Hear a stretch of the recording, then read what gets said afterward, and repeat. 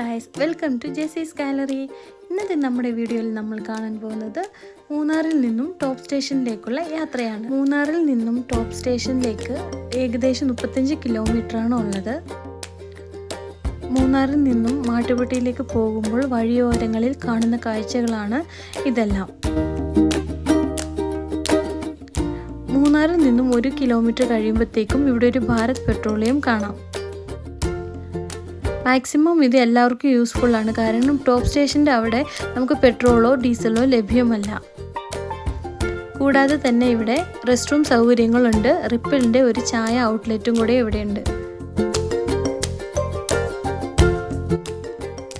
ഞങ്ങൾ മൂന്നാറിൽ നിന്നും പുറപ്പെട്ടപ്പോൾ ഏകദേശം 10 മണിയൊക്കെ കഴിഞ്ഞിരുന്നു. നിങ്ങൾ പുറപ്പെടുമ്പോൾ 9 മണിക്കൊക്കെ പുറപ്പെടുവാണെങ്കിൽ ടോപ്പ് സ്റ്റേഷൻ വരെ ഫ്രീ ആയിട്ട് പോയിട്ട് തിരിച്ച് നമ്മൾ ടൗണിലേക്ക് ഒരു 4 മണിക്ക് മുൻപ് തന്നെ എത്തുവാൻ കഴിയുകയുള്ളൂ.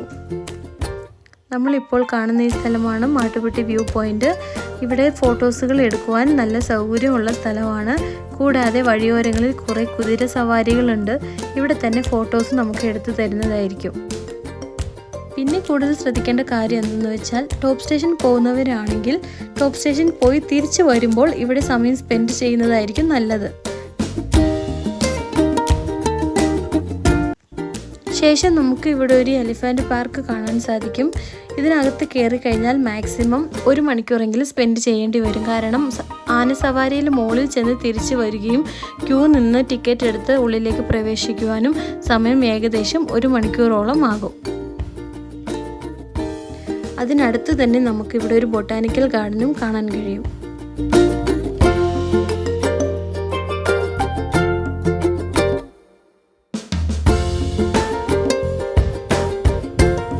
ഞാൻ പറഞ്ഞില്ലായിരുന്നു നമുക്ക് 9 മണിക്ക് മുൻപ് തന്നെ ഇവിടെ ഇറങ്ങുവാണെങ്കിൽ ട്രാഫിക് ഇല്ലാതെ മുകളിലേക്ക് ചെല്ലാമെന്ന്. ഇപ്പോൾ ഭയങ്കര ട്രാഫിക്കാണ് മാട്ടുപ്പെട്ടിയിൽ.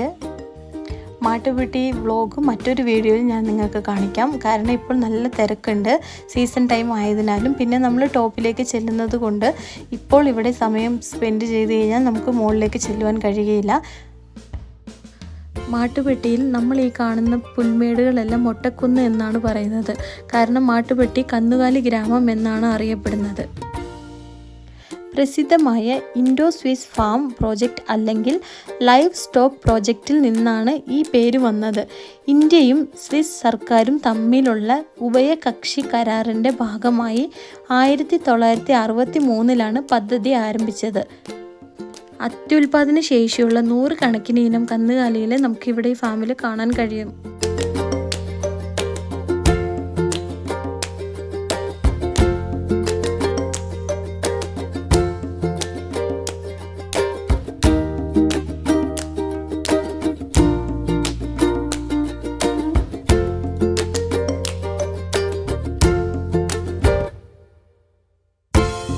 മാട്ടുപ്പെട്ടി ഡാം കഴിഞ്ഞ് ഏകദേശം 1.5 കിലോമീറ്റർ കഴിയുമ്പോഴത്തേക്കും നമുക്കിവിടെ മാട്ടുപ്പെട്ടി എക്കോ പോയിന്റിലേക്ക് എത്താം. ഇവിടെ വഴിയോരങ്ങളിൽ കുറേ കടകൾ കാണാം. കൂടാതെ നമുക്ക് വണ്ടി പാർക്ക് ചെയ്യുവാൻ നല്ല സ്ഥലമാണ് ഇവിടെ എക്കോ പോയിന്റ്.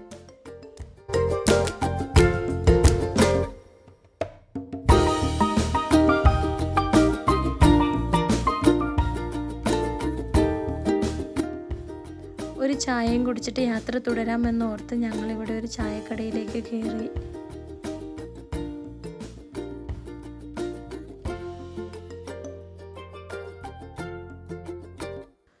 ഒരു നല്ല ചൂട് ചായയും മാഗിയുമാണ് ഇവിടെ നിന്ന് കഴിച്ചത്. ചായക്കും മാഗിക്കും നോർമൽ റേറ്റാണ് ഇവിടെ ചാർജ് ചെയ്യുന്നത്. ചായയും കുടിച്ച് ഉടനെ തന്നെ ഞങ്ങൾ യാത്ര തുടർന്നു. ഇനി നമ്മൾ അടുത്ത് ചെല്ലുന്നത് ഗുണ്ടല ഡാമിലേക്കാണ്. അവിടുത്തെ കാഴ്ചകളും എന്തെന്ന് കാണാം. ഇതാണ് ഗുണ്ടല ഡാമിലേക്കുള്ള എൻട്രൻസ്. ഞങ്ങൾ ചെല്ലുമ്പോഴത്തേക്കും ഇവിടെ നല്ലൊരു മഴ പെയ്ത് തുറന്നിട്ടുണ്ടായിരുന്നു. അകത്തേക്ക് വാഹനങ്ങൾ പ്രവേശനമില്ല. പക്ഷേ ലോക്കൽ വണ്ടി ആയതുകൊണ്ട് എക്സ്ക്യൂസ് ചോദിച്ചിട്ടാണ് വണ്ടി അകത്തേക്ക് കൊണ്ടുവന്നത്. ഇവിടെ പുറത്ത് പാർക്ക് ചെയ്യുവാനുള്ള നല്ല സൗകര്യങ്ങളുണ്ട്. നിങ്ങൾ വരുമ്പോൾ പുറത്ത് പാർക്ക് ചെയ്തിട്ട് വരുന്നതായിരിക്കും നല്ലത്.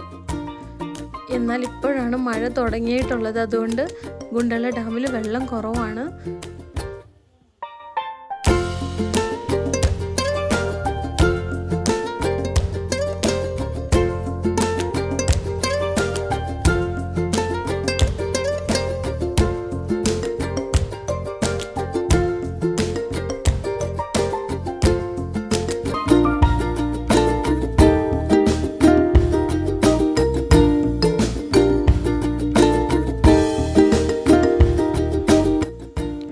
കുണ്ടള ഡാമിൽ നിന്നും പുറപ്പെട്ട കുറച്ച് സമയത്തിനുള്ളിൽ നല്ല മഴ പെയ്തു തുടങ്ങിയായിരുന്നു.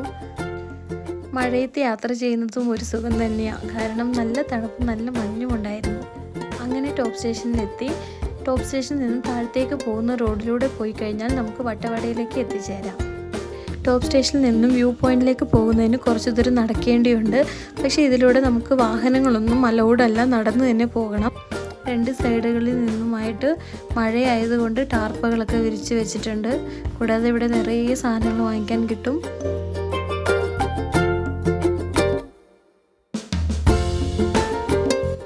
പിന്നെ വരുന്ന സമയത്ത് കുട കയ്യിൽ കരുതുന്നതായിരിക്കും നല്ലത്. ഞാൻ എൻ്റെ കയ്യിൽ കുടയുള്ളത് കൊണ്ട് രക്ഷപ്പെട്ടു. ഇവിടെ നല്ല ചൂടിന് ചോളം ചുട്ടു വെച്ചിട്ടുണ്ട്. സ്വീറ്റ് കോണാണ്.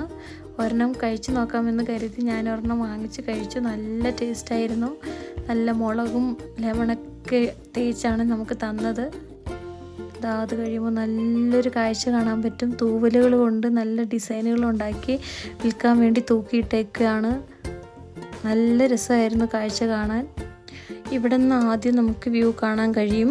ഇതാണ് ആദ്യത്തെ ഒരു വാച്ച് ടവർ. അപ്പോൾ നമുക്കിവിടെ അകത്തേക്ക് എൻട്രി ചെയ്യുന്നതിന് മുമ്പ് ഫീസ് ഉണ്ട്. ഇവിടെ പെർ ഹെഡിന് 20 രൂപയാണ് ചാർജ് ചെയ്യുന്നത്.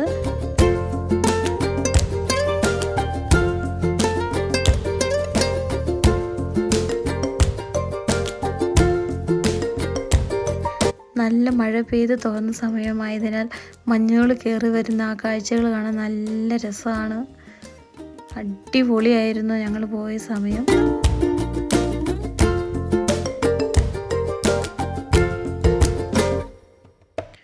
ഇവിടെ നിന്നും കാണുന്നതിനേക്കാളും താഴെ ചെല്ലുമ്പോൾ ഇച്ചിരിയോടെ നല്ല രസമായിരിക്കും.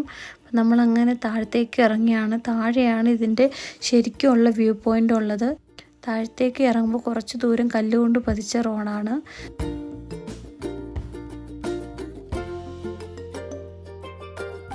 താഴെയാണ് ശരിക്കുമുള്ള വ്യൂ പോയിൻ്റ് ഉള്ളത്. അപ്പോൾ ഇവിടുന്ന് താഴത്തേക്ക് ചെല്ലാൻ പിന്നെയും പെർ പേഴ്സന് 25 രൂപ ഇവിടെ പാസ് എടുക്കേണ്ടതാണ്.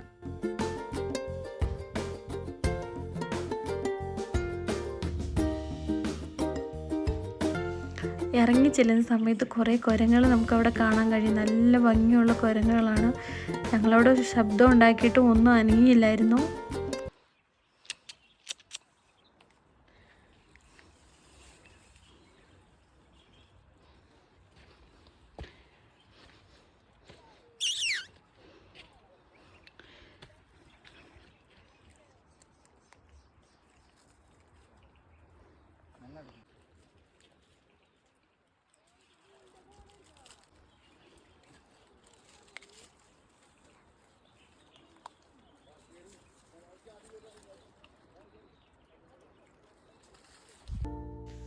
ഇതാണ് നമ്മൾ അവസാനമായി എത്തിച്ചേരുന്ന വ്യൂ പോയിന്റ്. ഇവിടേക്ക് മാക്സിമം ആളുകൾ ഇറങ്ങി വരില്ല, കാരണം ഇത് ഒത്തിരി താഴെയാണ് കാണുന്നത്. അപ്പോൾ ഇവിടേക്ക് ഇറങ്ങി വന്നു കഴിഞ്ഞാൽ തിരിച്ച് മുകളിലേക്ക് കയറുമ്പോൾ ഭയങ്കര ബുദ്ധിമുട്ടായിരിക്കും.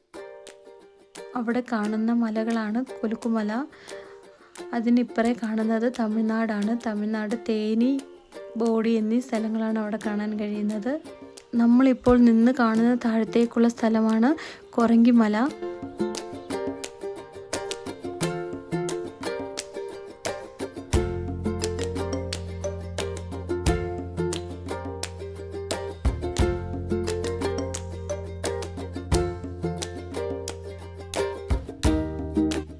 തിരിച്ച് മുകളിലേക്ക് കയറുന്ന ഓർക്കുമ്പോൾ ഇച്ചിരി പേടിയുണ്ടായിരുന്നു, എങ്ങനെ കയറി ചെല്ലുമെന്ന്. അങ്ങനെ മുകളിലേക്ക് കയറി വന്ന് ഒരു ലെമൺ സോഡയും കുടിച്ചപ്പോഴാണ് ഒരു ആശ്വാസം കിട്ടിയത്. നിങ്ങൾ തിരിച്ചിറങ്ങുമ്പോൾ ശ്രദ്ധിക്കേണ്ട മെയിൻ കാര്യം 5 മണിക്ക് മുൻപ് തന്നെ ഇറങ്ങുക. മുകളിലേക്ക് ചെല്ലുന്ന എല്ലാ ട്രാവലറുകളും ബസ്സുകളും 5 മണി കഴിഞ്ഞ് ഇറങ്ങുമ്പോൾ നല്ല ട്രാഫിക് കാണും. അപ്പോൾ നമ്മൾ മൂന്നാർ ടൗണിൽ എത്തുമ്പോഴത്തേക്കും 8 മണി 9 മണിയൊക്കെ ആകും.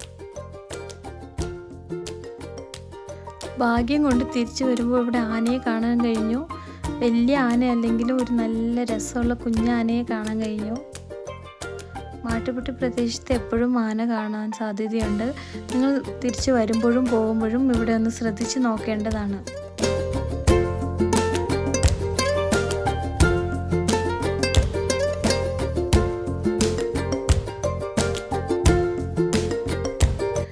അങ്ങനെ ഇന്നത്തെ വീഡിയോയിൽ ടോപ്പ് സ്റ്റേഷനിലെ കുറേ കാഴ്ചകൾ നമ്മൾ കണ്ടു.